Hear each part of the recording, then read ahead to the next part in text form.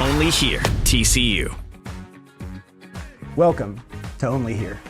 Only here, as in only here at TCU can you experience top-tier academics, game-changing research, big-time athletics, all on a campus with a small-town feel, but in a top-5 media market. I'm Chancellor Pullen. Join me for exclusive conversations with Horned Frog and community leaders.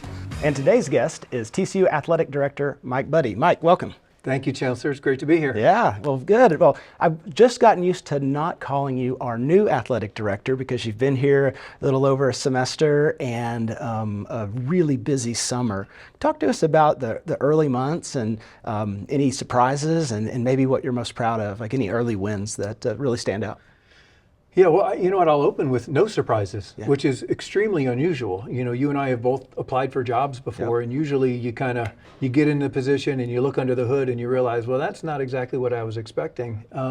TCU's been the exact opposite. Everything that we talked about during the interview process has turned out to be true and more, or better. So it's been a fantastic 5-6 months here, and you're right. I don't have excuses anymore. I've been here long enough to know what I'm doing, hopefully, knock on wood. But some early wins, you know, you and I had the great experience of getting down to Gulf Shores, Alabama to watch our beach volleyball team win a national championship.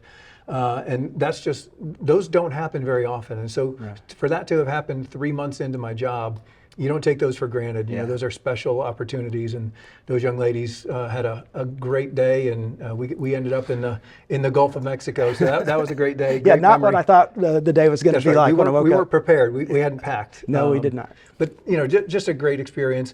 Getting an opportunity to have some trustee meetings early and develop relationships. All those things that matter when you're in something for the long haul, as I am. Yeah, well, it's been a roaring start in so many ways. So proud of our team, your team, and our student athletes teams. It's very much a team sport here at Texas Christian University and everything that we do, and including the way we co-authored the all-new Values in Action strategic plan, where through the support of past success in TCU athletics and lots of aspiration for the future, working with faculty and staff and student leaders and alumni, we all came together to really elevate athletics to one of the 4 core pillars of where we're going over the next decade and beyond.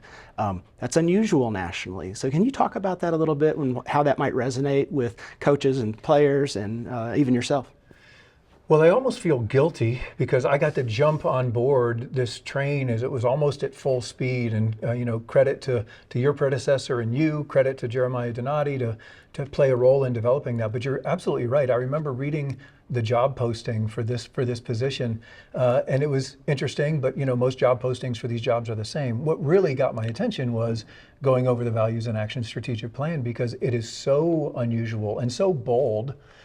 For a chancellor and a board of trustees to be supportive, unapologetic, and just to come out and admit athletics is going to play an important role in where we want to go. And so, some people would view that as pressure to perform. I viewed it as absolute buy-in.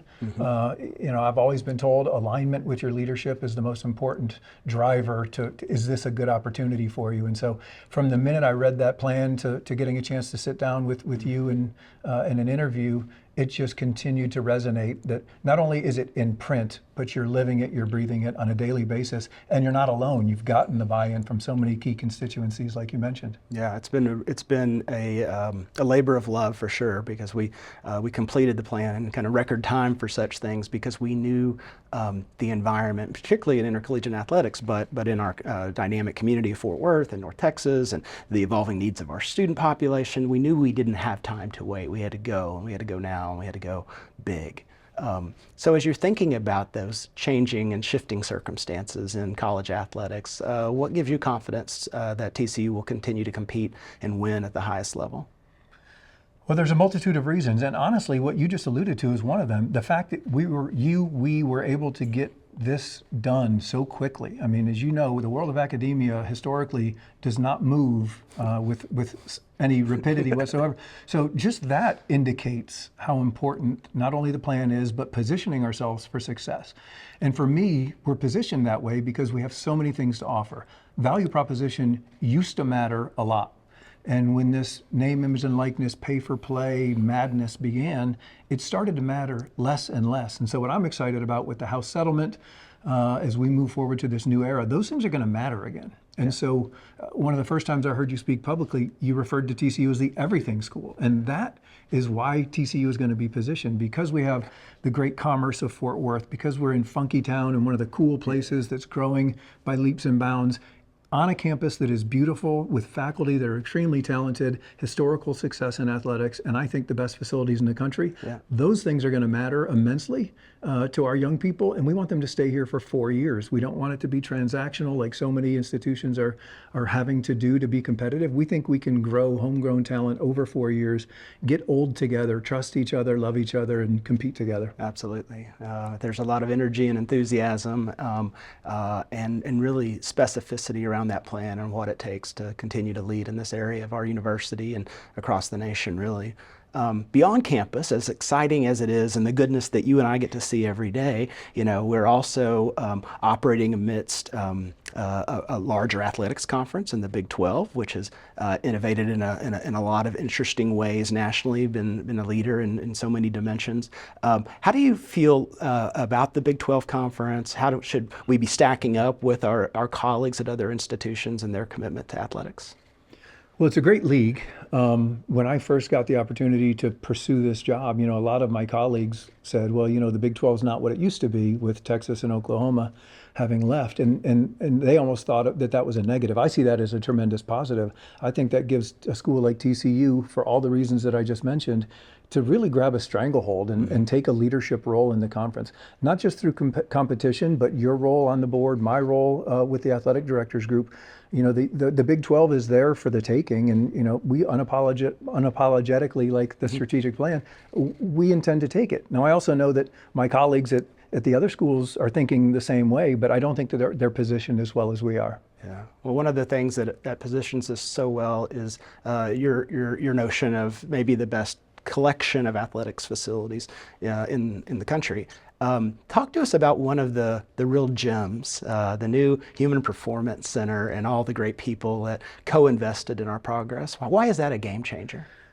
Well, it's a game changer for many reasons, right? It shows a true commitment. And what I love is it's a commitment to keeping young people healthy, and for those who aren't healthy, getting them back to action more quickly. And so it shows that in a really TCU way, right? There's a little bit of flash to it. There's a little bit of edge to it. There's some cool modalities down there, from the massage chairs to the relaxation pods or the cryotherapy chairs, all of which I've enjoyed trying. Yes, as one does. Students are about to get here, and I'm going to lose my spot in line. But it's cool and trendy to talk about the snow room, right? Mm-hmm. Because I think we're the only school in the United States of America that has a snow room, and that's cool to say. But there's also a true recovery aspect to it. It's for wellness, and it's for the cryotherapy piece that you may not want to sift through the frozen river that we have, where you sit in that cold tub down there in that facility.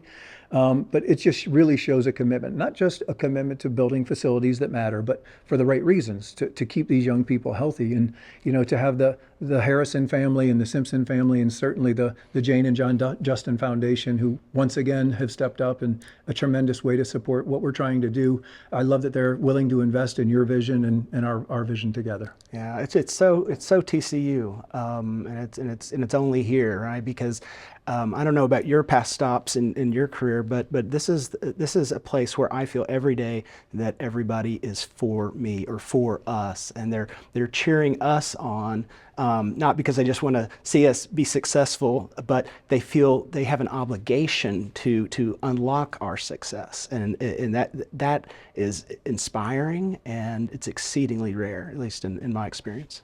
Likewise, I've been 3-4 stops now, and a lot of people say the right thing, but their actions don't necessarily indicate that they're pulling in the same direction. And here, one of my best memories of this, the only here stories that I heard at TCU, was on one given day early in my tenure. It was around Parents' Weekend. We had trustees in town, and that's always a great indicator, my first trustee meeting, to hear message after message after message of first of all, welcoming to my family and me, but also just how on board they were. They were all singing the same song, and it was genuine and authentic. And to get a chance to meet LaDainian Tomlinson, in my first month on the job, who I have long just respected the way he plays, but how he comports himself as well. And then later that day, I went to a luncheon with the parents, and there was the president of the Cleveland Browns. As a proud Clevelander, I just thought, man, what a great day. And then later that evening, some of our friends that are in the television business were in town, and I just thought, this never happened at any school that I've been associated with in the past. And to your point, only here, right? Yeah, only here. And, there's such great tradition in TCU athletics, and the academic momentum of the institution is at an all-time high. And the student outcomes, whether they're on the field or in the classroom, are enviable nationally. And it's because we're all working together. And, I just love the way, even though you're running a really great ship here in TCU athletics, you're still making the time to engage horizontally across the campus and in the community with cabinet colleagues, vice chancellors, deans, really a commitment to complement the academic process such that our students can have the opportunity to be successful now, but for the decades to follow as they build their careers. Well, I've always viewed it as a community. I view athletics as a department, no different than the math department, the chemistry department. We're a department, and I have an obligation to you and our proud alumni base to not only be competitive on the field, but how we perform on and off the field, how we represent TCU, whether it's on an airplane, whether we're in Hawaii competing, like those things all matter. And you and I both get emails from people that run into our golf teams in the airport, and they're almost always positive, and that's really important because alumni affinity has never been more important than it is right now because of this whole name, image, and likeness, and it can be converted into financial support, and that's important for us to be competitive. Yeah, I just a small story. Not only are our student athletes competitive in their sport, but they're really being educated through values and through an obligation to leave things better than they found them. Just a couple of times I've had a chance to be on the team football plane to an away game, or the basketball team to an away game. And as you know, those players on the way to competition are extremely well fed, right? There's lots of food and some candies. It's usually an 8-pound trip for me. Yeah, exactly. And so things get a little messy when you've got a couple hundred people on an airplane. But every time I've gone, I've noticed that every single student athlete picks up every scrap of trash, takes it to the front, throws it away, leaves that plane just as clean as when they wrote, and says thank you to the pilot and thank you to the flight attendants. Like, that's character. That's character, and that's what TCU attracts, and that's great. Those are student athletes. We both know our students at large are the same way. I am a believer in how you do anything is how you do everything, and our coaches know that accountability still matters. In today's day and age, it's easy to take the easy route and not hold kids accountable when they drop trash on the ground or whatever it may be, because you're scared to death that they might transfer.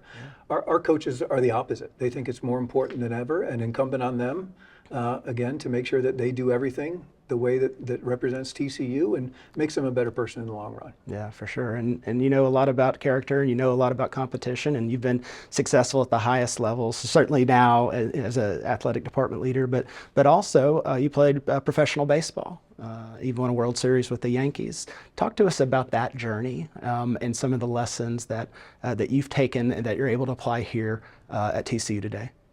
Well, a lot of it. The main one was humility, right? When you're a bad pitcher, you give up a lot of doubles, triples, home runs. I didn't discriminate. I gave up all of them. But honestly, resiliency. It took me a long time in the minor leagues to get the opportunity to make that 1998 team where we did win the World Series.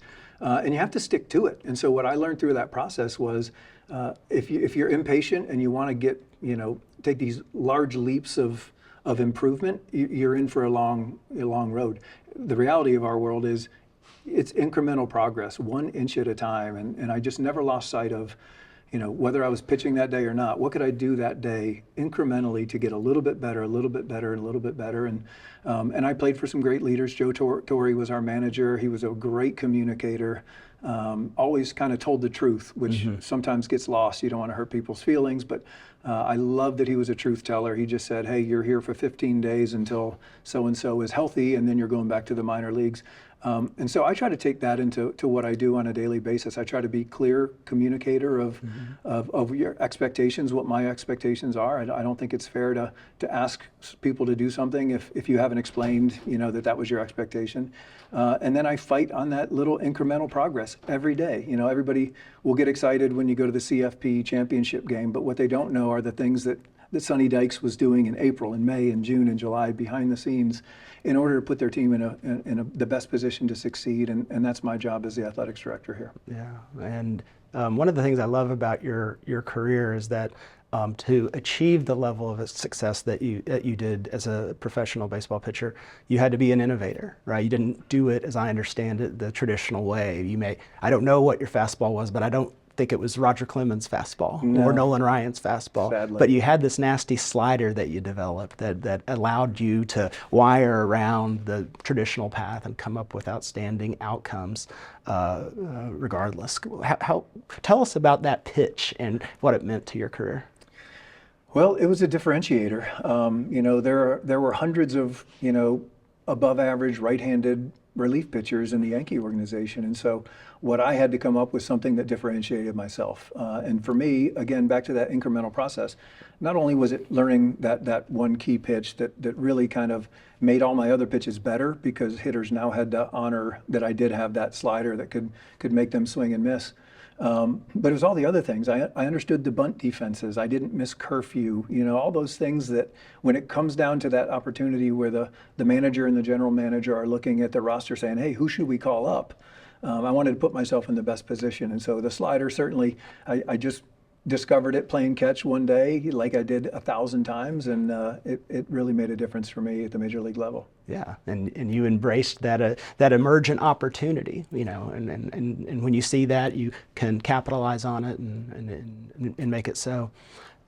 We've talked a little bit, you talked about the beach volleyball national championship, runner-up in men's tennis this year, continuing to compete all the way to the Elite Eight in women's basketball. So if you look at the whole portfolio of sports, I don't think TCU's ever been in a stronger competitive position than we are right now. So that leads me to say, what about football? We're sitting here in this wonderful area of our athletics complex. We've got the Fiesta Bowl trophy here, our appearance over there in the college football national championship game. Talk to us about the state of TCU football and what we can expect.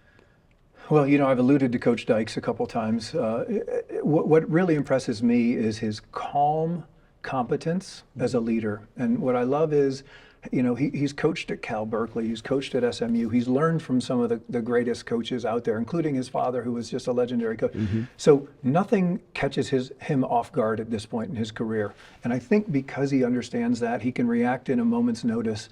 He doesn't have to try to create a narrative because he just lives the narrative. And so, we've seen it already with one of our more accomplished returning players was trying to be lured away by some other schools. And it's a credit to the TCU community that young man loved his teammates. He loved what this institution is about. And it wasn't always just, I'm going to take the money. And when you have a culture like that with young people in your locker room like that, it bodes really well. And so what's unusual in this new world is that we don't really know what our competitors are going to have, because you can have this injection of high-level transfers. But I just believe in my heart that you've got to have a few transfers, but you also have to have that chemistry and cohesion that this team, ours specifically, has been able to create over time. And we're as talented as anybody in the Big 12. Yep. And as I mentioned with the stranglehold, right? I mean, if you're competing for a Big 12 championship, you're going to be playing in the college football playoff, and that's our goal, unapologetically. Yeah. Well, let's talk about the college football playoff, right? It's been a hot topic, to say the least, this summer. As hot as the summer in Fort Worth, Texas is, and there's a lot of different ideas out there. Kind of bring us inside the athletic director's room, and what are you and your counterparts talking about regarding various formats and the pros and cons of each? Well, it's our job, right? It's our duty to talk about every potential scenario. Yeah. And so Commissioner Yormark, to his credit, gathered us this summer, and we said, hey, here's all the potential formats if we were to expand to 16. And by the time we were 45 minutes in, we had kind of scrubbed all of them, and it was clear to us that conceding anything to the Big Ten or the SEC was not in our best interest, and it's not representing our student athletes' best interest. We believe it should be 5 automatically qualified spots, and then the next best 11. Ironically, if that were the structure last year, the Big 12 would have had 1 team in it. So of all the conferences, you would think the Big 12 would be the one to say, hold on, we should have 2 AQs. But we don't feel that way. We feel we need to improve as a conference. And the NCAA, every team sport in which they conduct a championship, conferences get 1 AQ. Football should be no different. You should earn your way in. Yeah. Every conference's best gets an opportunity to compete for a championship. Yeah. The other 11, in our opinion, you earn your way in, and we're going to put our money where our mouth is and bet on ourselves and put ourselves in a position to have multiple teams. That's great.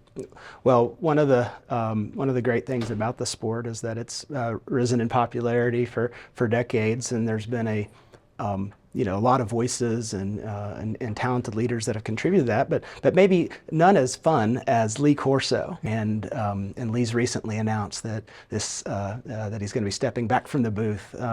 Just a legend, and I know you have probably a ton of Lee Corso stories, but does one or two stand out as we honor him? Well, he's so innovative, right? I mean, everybody talks about putting on that, but the first time he actually put the mascot head on, right? I think that was unscripted, and shows coach's personality, that he just wanted to have fun, and sports are supposed to be fun, and sometimes we forget that. And so just his innovative spirit and the fact that became such a tremendous thing. Plus, when he dropped a couple expletives on camera one time, right? Like it just shows you he's just a genuine guy, and he got so comfortable in his role. It was part of his day, and that you can tell the way his co-hosts interact with him, just what a tremendous impact he's made on so many professionals. Yeah. Well, as we look ahead, I know you've got big dreams for TCU athletics, and it's in such a great spot at the moment. But one of the great things we say here is that we have a chance to take a great place and make it even greater. What are the big goals that you have, whether that's championships or new facilities, renovated facilities, student athlete support services?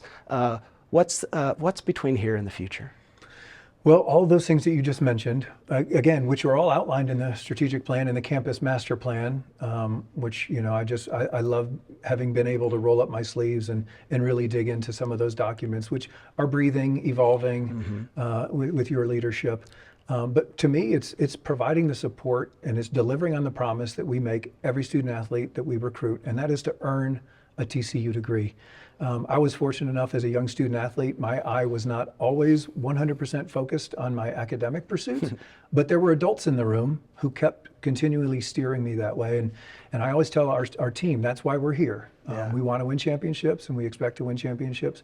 But at the end of the day, if they don't earn a TCU degree, then we have failed. So again, putting our people in a position to have as much success as we can, winning championships, but doing it with integrity, and then continuing to build upon the success, because once you get momentum, it's easy to lose and really hard to gain again. So we want to be ready as the world watched in 2022 on the magical season that TCU had on their run to the national championship game. When that happens again, we're going to be able to capitalize in the most meaningful ways. Yeah, well, it's great. We're all on the same team, and the future's quite bright, and we're just so excited to have you and your family part of the Horned Frog Nation. I have no doubt that the best is yet to come. We are grateful for the opportunity and can't wait for our first TCU football game in just about a month. I know. Well, it'll be a treat, and just another proof point that really only here at Texas Christian University can you operate an institution that's values driven, that wants to be top tier at everything that we do, whether that's academics, whether that's how we engage our community, our thought leadership on how we take ideas and turn them into action to benefit the world, and certainly how we make athletics a core part of every student's life here and beyond as they become alumni. So thank you for your time today, and we're happy to have you aboard. Thank you, Chancellor. Go Frogs. Go Frogs.